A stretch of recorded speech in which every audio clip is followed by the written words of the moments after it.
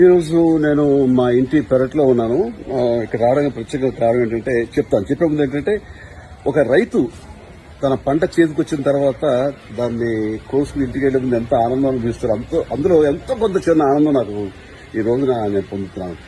దానికి కారణం ఏంటంటే, కొన్ని నెలల క్రితం నేను ఇక్కడ మా పెరట్లో ఆనపకాయ అంటాం, సొరకాయని కొందరంటారు, దాని విత్తనం కూడా పాతాను. అది పెద్ద పాదయ్యి ఈ రోజున 2 ఆనపకాయలు కాస్తుంది. అది కోసే ప్రయత్నం చేస్తున్నాను.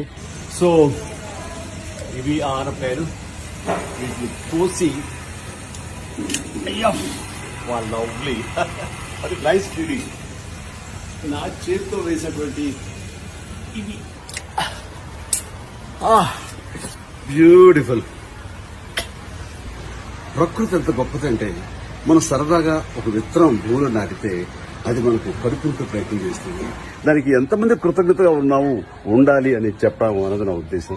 సో ప్లీజ్ మీరు కూడా మీ ఇళ్లలో మీ ప్రయత్నం చేయండి. చిన్న తొట్టున చాలు. తమాషా ఏంటంటే, అది సైకలాజికల్ ఫీల్ కూడా నిజమో తెలియదు, కానీ మనం బజార్లో కొని తెచ్చిన కాయగూరలో ఉండేదానికంటే మన చేతితోటి మనం పాతి తద్వారా వచ్చినటువంటి కాయగూరలు ఎంతో రుచిగా ఉంటాయి. ఈ రోజున ఈ సొరకాయ వండి దాని కూర నేను ఆస్వాదించబోతున్నాను. మీరు ట్రై చేయండి.